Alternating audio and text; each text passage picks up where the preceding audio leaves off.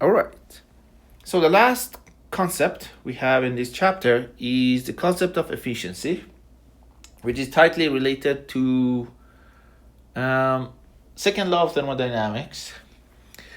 Whenever you have a system, it could be any kind of system: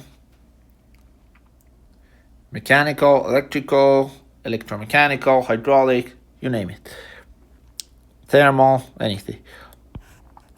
Some energy goes into the system and some energy comes out. Due to these processes going inside the system,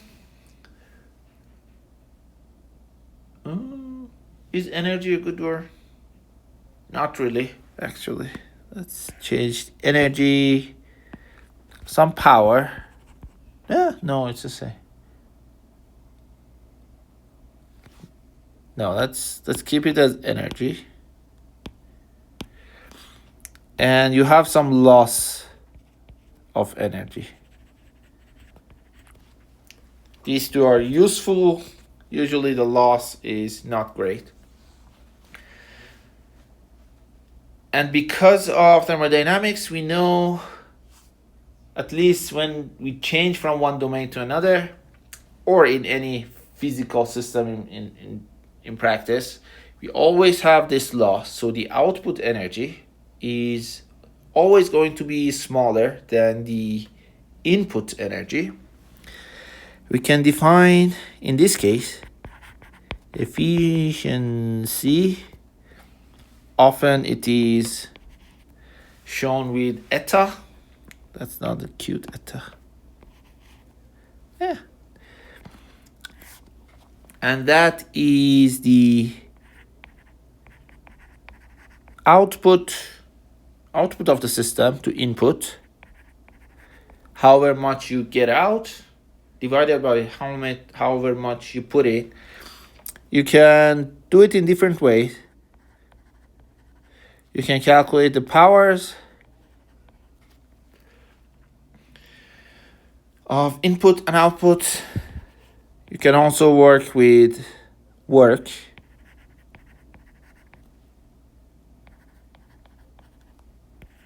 Ooh.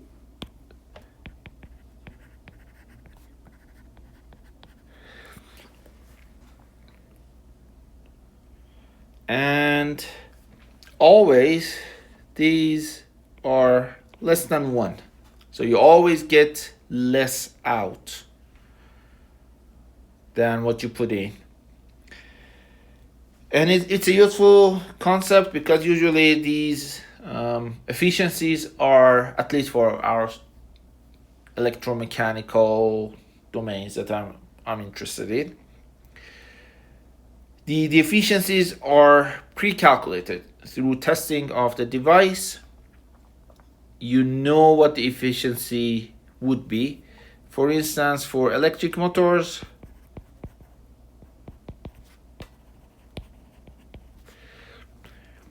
the efficiencies are anywhere from 80 to 95-ish%.